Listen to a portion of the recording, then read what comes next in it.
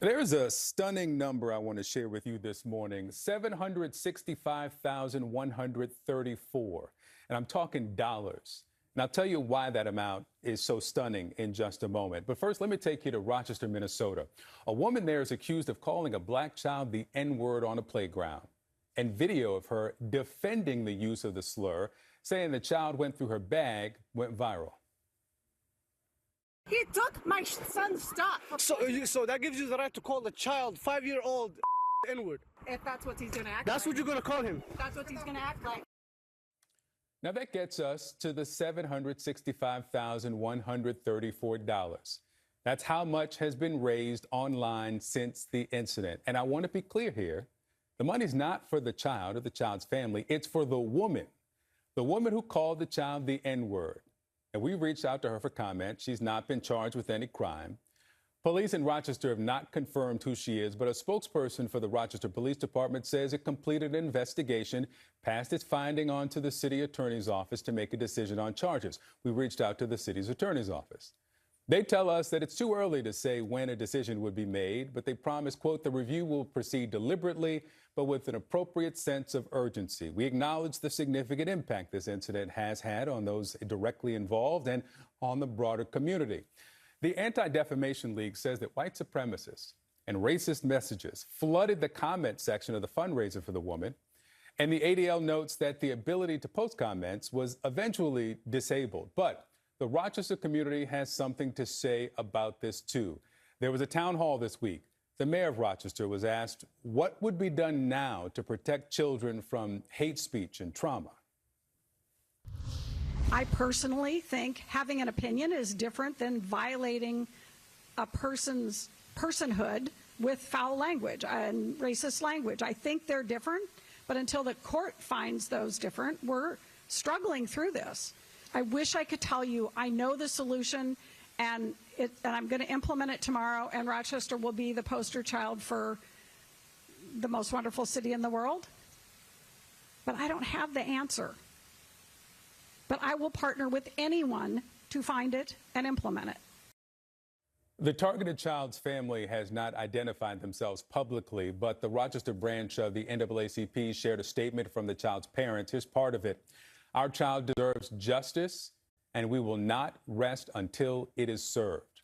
With us now is the president of the Rochester NAACP, Walé Elegbede. Also here, the Attorney General of the state of Minnesota, Keith Ellison. Welcome to you both. And Mr. Attorney General, let me start with you. You sent a statement to that meeting, and you wrote in it, when these incidents arise, we have to have the courage to look right at them instead of turning a blind eye.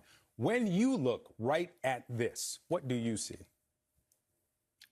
I see an expression of race hatred from that woman. She should be ashamed and embarrassed. She clearly is not. But what really concerns me is how this platform, which I don't want to even say their name because I don't want to give them any clock, this platform has accelerated this woman's individualized racism. This what it has done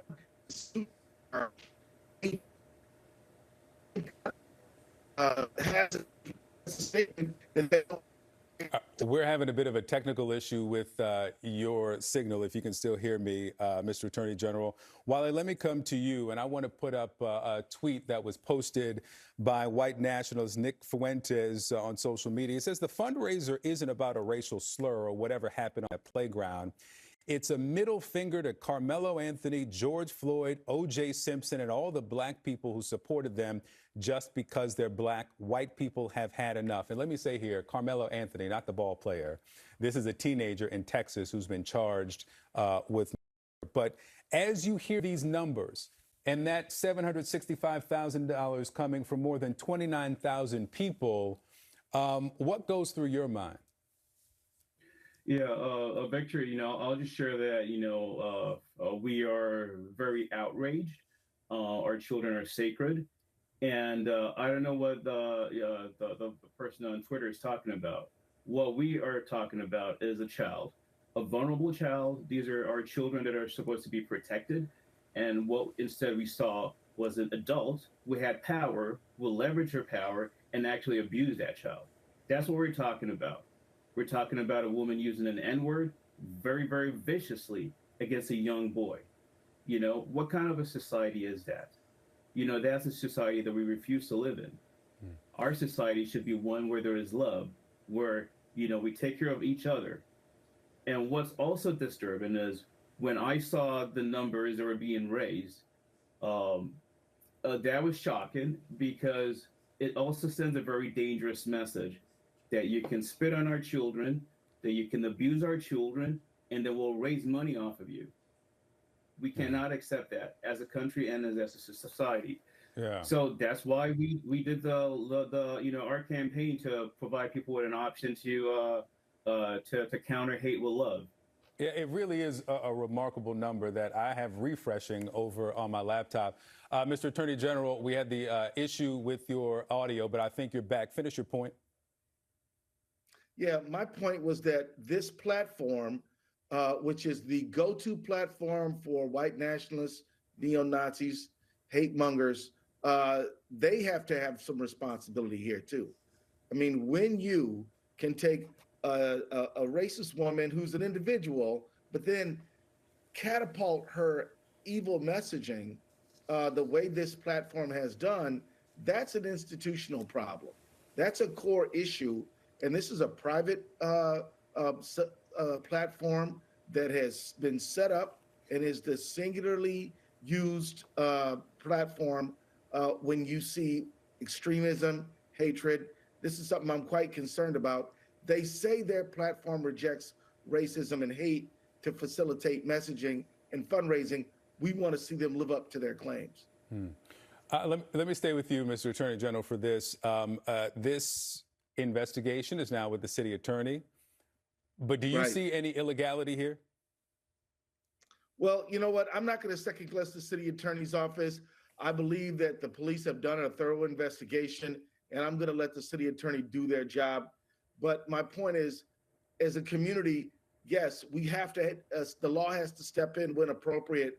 But I'm really proud that the community, including the NAACP mayor, president, and the mayor, have all come together to say no to this unacceptable conduct.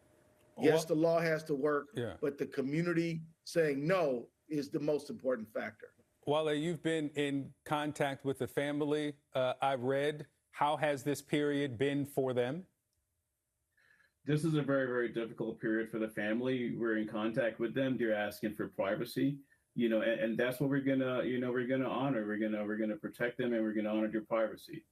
From a community perspective, this is something that is deeply troubling to our entire community. And I've shared multiple times, this is not an isolated incident, and the Attorney General knows what I'm talking about. We've had several challenges in Rochester. Last year we had a situation where four white teenagers had a big slur on the bridge. There was no accountability, and at that time I shared that this sends a dangerous message that if there is no accountability, others can do that. Gentlemen, we've also had a black family. I have to jump in here. I apologize for this, but we have a bit of breaking news. Walé Elegbede, Attorney General Keith Ellison, thank you both for being with me. Breaking news in the conflict between